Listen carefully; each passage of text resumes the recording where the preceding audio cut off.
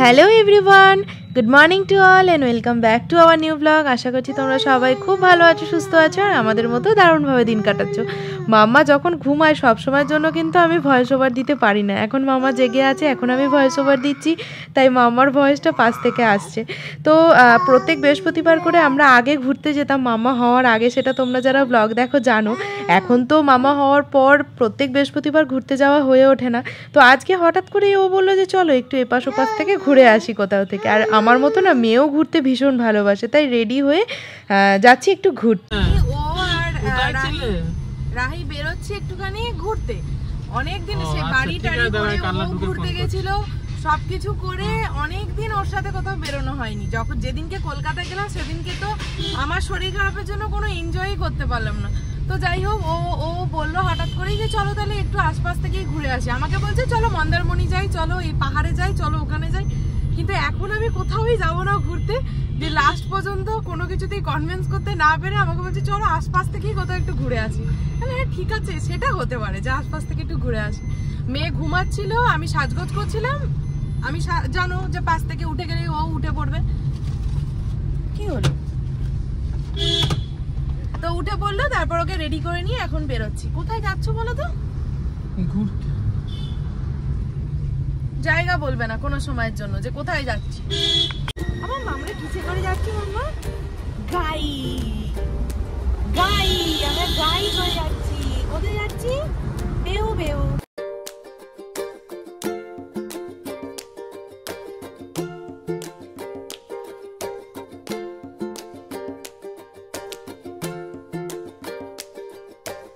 कभी है धूप जिंदगी हर पल यहाँ, जी भर जियो जो है सदा, कल हो ना हो।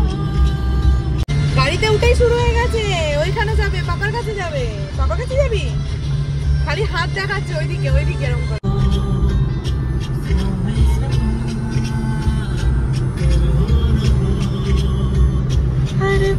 আমার মা আছো? মা, ও মা আছো? চলে আছো মা, আমার কাছে চলে আছো। এবার মুখ ঘুরিয়ে নিচ্ছে। আমি যতবার ওকে বলছি মাম্মা আয়, ততবার ও মুখ ঘুরিয়ে নিচ্ছে। দেখো এখানে পুরো ভর্তি মেলা বসছে রথের। ফার্স্টে ভাবছি এখানে কি হচ্ছে, তাই দিয়ে ওকে জিজ্ঞেস করছি, তো বলছে এটা তো গুপ্তিপাড়া। আমি তো বুঝতেই পারিনি যে এটা গুপ্তিপাড়ার ভেতরটা। কখন ইয়ের মধ্যে দিয়ে চলে এসছি। তা তোমার এখানে রথ হবে। এই যে এই দেখো রথ। আর এটা কিসের মন্দির? এটা ওই আমার মনে ছিল এটা হচ্ছে ওই কৃষ্ণচন্দ্র রাজাই তৈরি করেছিল, মানে আমাদের লালজি বাড়ির মতোই। কি দারুণ গো, এখানে একদিন নিয়ে আসবে। এই ঢোকা যাবে তো এখানে এখন? এই এত বড় হয়ে গেলাম কালনা থেকে গুপ্তিপাড়ায়, এত পার এসছি, কিন্তু এই মন্দির বা এগুলো যে এখানে আছে জানি না। তাই ওকে বলে গেলাম যে এরপরে আরেকদিন এই মন্দিরটা আসবো। পুরো আমাদের লালজি বাড়ির মতো, মানে আমাদের কালনাতে যে লালজি বাড়ি আছে অনেকটা অমনি দেখতে, বেশ সুন্দর ভেতরটা দেখলাম। এখানকার সিরিয়াসলি রাস্তাগুলো দারুণ গো। ছোট ছোট নারকেল গাছ, হ্যাঁ, আর সব দেখো সোলার লাইট। সুন্দর লাগছে দেখতে। ওয়াও কি দারুণ। ওই মেয়ে ওয়াও বলছে, বাবা রে বাবা। আবার বল মা। Wow wow. আর বল মাম্মা ওয়াও। তখন কি সুন্দর বলো তো, তিনবার। খুব পচা, তুই বলছিস না, বল ওয়াও। ইয়ে বলেছে। রাস্তা দেখো, জাস্ট রাস্তা দেখো কি সরু। আর এখানে তো পুরো একদম গাছপালা ভেতরে ঢুকে যাচ্ছে। এই দেখো কাঁচ আমরা বন্ধ করে দিয়েছি। আমরা পৌঁছে গেছি, দিয়ে দেখছি যে পার্কের গেট বন্ধ। দিয়ে তারপরে আমি চেঁচাচ্ছি ও পার্কের কাকা, ও পার্কের কাকা। আমি জানি এমনি কেউ নেই, হয়তো বন্ধ হয়ে গেছে, তো কি করব। ও বাবা, দেখি সত্যি করে পার্কের কাকা বেরিয়ে এসে বলছে বলো। বললাম ও তালা দেওয়া আছে বলে বলছিলাম। দিয়ে বলছে তালা দেওয়া তো থাকবেই, ওটা তো মেন গেট নয়, মেন গেট তো এদিকে। দিয়ে আবার গাড়ি পার্ক করে যাচ্ছি। গাড়ি পার্ক করে বলতে জঙ্গলের মধ্যে রেখে দিয়ে যাচ্ছি। এই যে এইটা হচ্ছে বায়োডাইভার্সিটি পার্ক, বলাগড় হুগলিতে। এটা এই যে অ্যাথেনা ইকো পার্ক। এই আমরা ফার্স্টে এই গেটটাতে গিয়েছিলাম, তারপরে দেখছি এটা বন্ধ, দিয়ে ওখান থেকে ডাকছি দিয়ে কাকু ওখান থেকে বেরিয়ে বললো যে এইটা মেন পার্ক, মানে এটা মেন গেট, সরি। চলো চলো তুমি সামনে চলে যাও। বাবা দৌড়াচ্ছে পার্কে। তো এই যে হচ্ছে এখানে টিকিট কাউন্টার, এখানে হচ্ছে 15 টাকা করে টিকিট। 6টা পর্যন্ত খোলা থাকে, তোমরা যারা আসতে যাচ্ছ তারা 6টার মধ্যে চলে আসবে। এটা গরমের জন্য 6টা। ও আচ্ছা, শীতের টাইম হচ্ছে 5টা।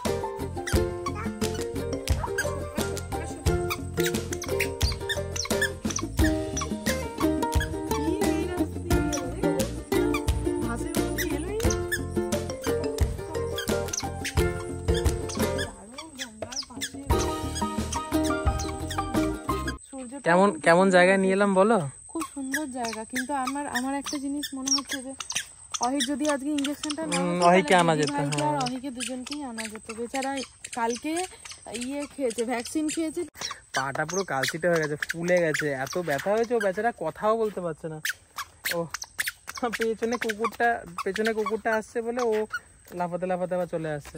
এখানে স্ট্যাচু গুলো কি সুন্দর, বেশ সাজানো গুছানো। কাঠগোলাপ, মামা কাঠগোলাপ দেখেছো? ওই যে কাঠগোলাপ, কাঠচাপা, সব কি সুন্দর, কি অপূর্ব। তোমরা যারা এখনো পর্যন্ত আসনি, একদম রিকোয়েস্ট করছি একদিন এসে ঘুরে যাও, দারুণ লাগবে। ছোট্ট খাট্টোর মধ্যে একদম সুন্দর দেখতে। চল মাম্মা আমরা ঘোড়ায় চড়বো। মামা ঘোড়ায় চাপে, ঘোড়ায় চল আমরা ঘোড়ায় চাপবো, চলো। এই যে ঘোড়া, এখানে কিন্তু ঘোড়াও আছে, হরিণও আছে, বাঘ মামাও আছে। বাঘ মামা, ওরে বাবা, বাঘ মামা বলছে আবার। এত এক্সাইটেড হয়েছে, সব বেরিয়ে যাচ্ছে মুখ দিয়ে। বাঘ মামা, মামা হাই, মামা একটা হাই করো, হাই। এই যে মামা একটা হাই করো, হাই করো। হাই, ভাই আসলে এই বাঘটাই চাপতো, তুই এই বাঘটাই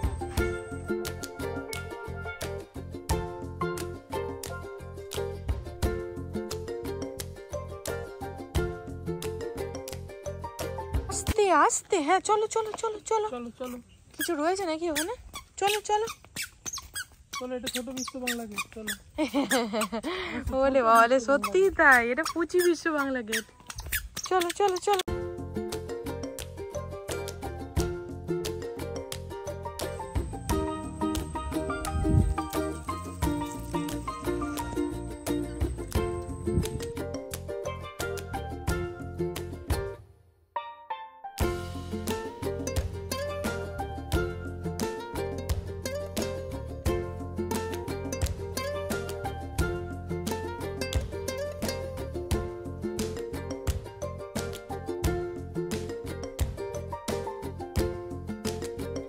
গরমে অত্যাচার করছো রীতিমতো, সিঁড়ি দিয়ে লাফাতে লাফাতে উঠলে ওকে এবার একা একা নামাচ্ছ, কোনো মানে হয় বলো তো?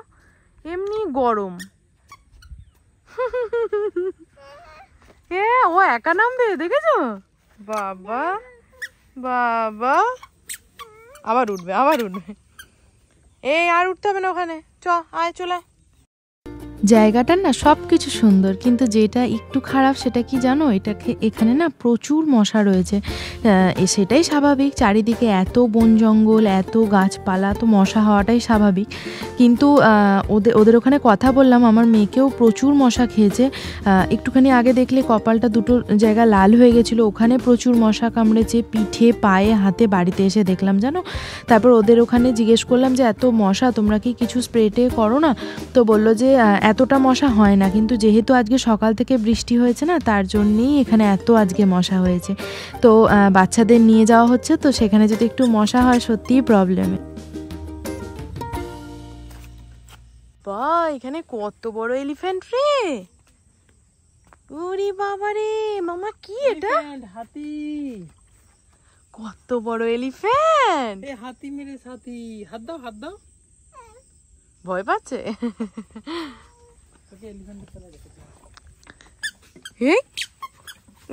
ভয় পাচ্ছে ভয় পাচ্ছে। এলিফ্যান্ট এলিফ্যান্ট ধরো ধরো, এই দেখো এলিফ্যান্ট এলিফ্যান্ট।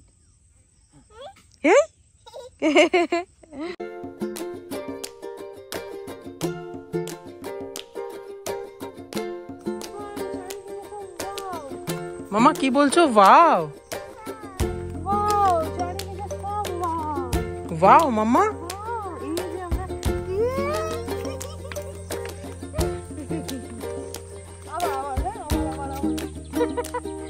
আগের বার নারকেল গাছের মধ্যে দিয়ে এসছি, এখন এমনি আবার আবার আবার আবার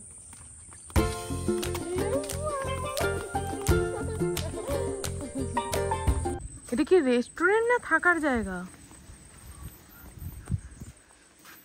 জাহ্নবী, আমার মনে এটা থাকার জায়গা। জান কি দারুণ হাওয়া দিচ্ছে। এটা থাকার জায়গা, দারুণ জায়গা। হ্যাঁ, ডাস্টবিনেতে ময়লা ফেলো, নদীর জলে নয়, আমরা সবাই বাঁচবো তাতে, এমন যেন হয়। নদীতে আবর্জনা ফেলবেন না, প্রাকৃতিক ভারসাম্য বজায় রাখুন। গঙ্গায় এসে ময়লা ফেলছো বালতি ভরে, ঠিক করছো ভাই? এই জলই তো ঢুকবে আবার তোমার ঘরে, এই জলই তো খাই। গঙ্গার জল, গঙ্গা পরিষ্কার আমাদের অঙ্গীকার। দারুণ লাইন দিয়েছে, খুব সুন্দর গো। ছোট্টর মধ্যে, ছোট্ট নয় মানে জায়গাটা বিশাল বড়, কিন্তু খুব সুন্দর। এটা মনে হয় এখনো চালু হয়নি, জানো? এইটা মনে হচ্ছে ওই মানে হোমস্টে টাইপের, মানে হোমস্টে তো নয়, মানে থাকার মতো কিছু একটা হবে। যারা ধরো দূর থেকে এখান দিয়ে যাতায়াত করছে, দেখো মশা এখান দিয়ে যাতায়াত করছে, অনেক সময় এরকম ধরনের মানে খোলামেলা পরিবেশে অনেকে একদিনের জন্য থাকতে চায় বা নাইট স্টে করতে হয়, তো তাদের জন্য যদি এই সিস্টেমটা চালু করে যে এখানে থাকার ব্যবস্থা, আমার মনে হয় খুবই ভালো হয়। এটা এখনো চালু করেনি। জায়গাগুলো যে এত সুন্দর লাগছে, এটা ফোনেতে কিছুই বোঝা যাচ্ছে না। মানে আমি সামনে থেকে দেখছি প্লাস ভিডিও করছি, একবার করে ফোনের দিকে তাকাচ্ছি, একবার করে সামনেটা দেখছি, তো মানে এমনি নিজের চোখে যতটা না ভালো লাগছে, ফোনেতে কিছুই সেরকম বোঝা যাচ্ছে না। তো তোমরা যারা আসোনি তারা অবশ্যই একবার একটু এসে এখানে ঘুরে যাও, ভীষণ সুন্দর করে সাজিয়েছে গো জায়গাটা। কিছুক্ষণ আগে বলছিলাম না যে ফোনে একজন দুজনে দেখেছিলাম যে গুপ্তিপাড়া সাইডে একটা পার্ক হয়েছে, তো ফোনে যারা ছবি তুলেছে সেই সব ছবি দেখে মনেই হয়নি যে জায়গাটা এতটা বড় আর এতটা সুন্দর। আমি ভেবেছি এমনি নর্মাল একটা ছোটোখাটোর মধ্যেই বাচ্চাদের হয়তো পার্ক হবে, দুটো এমনি বসার জায়গা থাকবে, বাচ্চাদের একটু দোলনা থাকবে, ব্যাস এইটুকুই। কিন্তু এখানে এসে দেখছি বড়দেরও বেশ ঘোরার জায়গা, আর বাচ্চাদের তো ওখানে দিয়ে দিয়েছে একটা দোলনা, একটা বসার জন্য সেই ওপর নিচ কি করে এদিক ওঠে ওদিক ওঠে ওগুলো ছিল, বাচ্চাদের ওই ঘোড়া হাতি ঘোড়ে সেইগুলো রয়েছে, স্লিপ রয়েছে, তো ওগুলোর সাথে সাথে এখান দিয়ে ঘোরারও খুব সুন্দর জায়গা রয়েছে। আর পাশে যেহেতু গঙ্গাটা আছে না, ওই জন্য দেখতে আরো বেশি ভালো লাগছে। এই আমার পুরো দুষ্টুমিতে ভরে গেছে, একবার দেখো। ওর বাবার মুখে পুরো জল দিয়ে দিয়েছে। আবার দাও আবার দাও আবার দাও। নিজের জামা ভিজে গেছে, আমার জামা এনেছি, আমি পাল্টিয়ে দেবো। ওই দেখো কিরম বদমাইশ হয়েছে, একবার দেখো। দেখো কি অপূর্ব লাগছে দেখতে, দারুণ লাগছে গাছটা, দারুণ।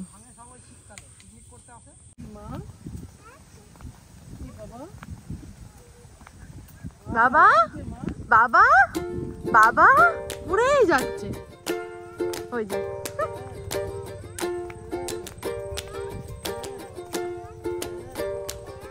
শেষ অব্দি আর গেলাম না, অর্ধেকটা গিয়ে এখন বাড়ি চলে যাবো, আর ভাল লাগছে না প্রচুর। ও বাড়ি যাবে না? খুব মশা কামড়াচ্ছে গো, ভীষণ মশা কামড়াচ্ছে।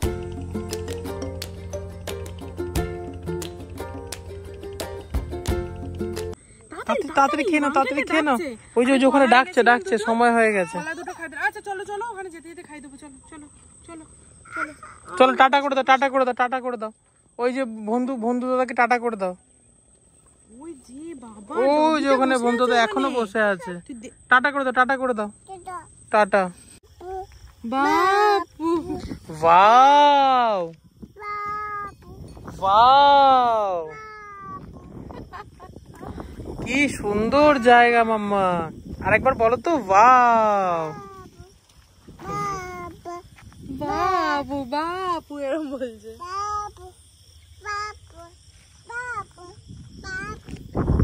এত সুন্দর। আমরা এই জাস্ট রিসেন্টলি পাহাড় থেকে ঘুরে এলাম, মানে ছোট ছোট জায়গা হচ্ছে এত সুন্দর, ভালো লাগে কখনো কখনো, মানে না দেখলে পাওয়া যায়। মামা জায়গাটা ভালো ছিল, খুব ভালো।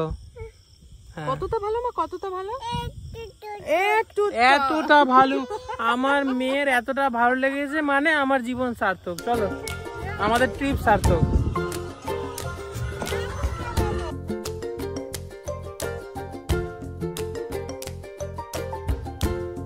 বৃষ্টি আবার শুরু হয়ে গেল আমরা বাড়ি পৌঁছাতে পৌঁছাতে। ভালো জোরে বৃষ্টি পড়ছে দেখো, বিশাল জোরে বৃষ্টি পড়ছে। বলো তো মুষলধারে বৃষ্টিকে কি বলে? আমি জানি না। Cats and dogs. আচ্ছা মেয়েটা অবাক হয়ে গেল, তুমি সব জানো দেখে। বিড়াল আর কুকুর মানে মুষলধারে বৃষ্টি, what is this? কিন্তু এটাই ঠিক, ক্যাটস এন্ড ডগস মানে মুষলধারে বৃষ্টি। আচ্ছা পটি সেশন হয়েছে, তাহলে আমি ঘুরে আসছি। হ্যাঁ না বসো, আমাদের রাহি কিরম করে পটি করে দেখো, দেখাও ঘোরাও। আরে ওর মুখটা দেখাও খ্যাপা। রাহি কিরম করে পটি করে, কিরম করে পটি করে। এই যে আজ এখানে মশা কামড়েছে, এখানে মশা কামড়েছে, এখানে মশা কামড়েছে, দেখো আবার ব্যথা পেয়েছে আমার মেয়েটা। মেয়ের আনন্দেই এখন আমাদের আনন্দ। মেয়ে যেখানে খুশি হয়, আমরা আগে খুঁজে বেড়াতাম কোথায় আমরা ঘুরলে আমরা নিজেরা খুশি হব, আর এখন মনে হয় কোথায় মেয়ে গেলে খুশি হবে সেই জায়গায় আমরা যাব।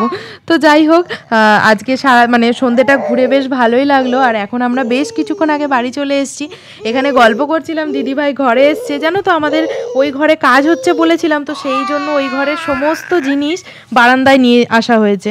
তো বারান্দাটা একদম পুরো প্যাকড আপ হয়ে আছে, তাই আমার ঘরের সামনে না চালের ড্রামটা রাখা হয়েছে, তাই রাত্রিবেলাও ভাত বসাবে বলে চালের ড্রাম থেকে চাল নেবে বলে আমার ঘরে এসেছিল। তো চলো আজকের মতো ব্লগটা এইটুকুই থাকছে, ভালো লাগলে কমেন্ট করে দিও, টাটা।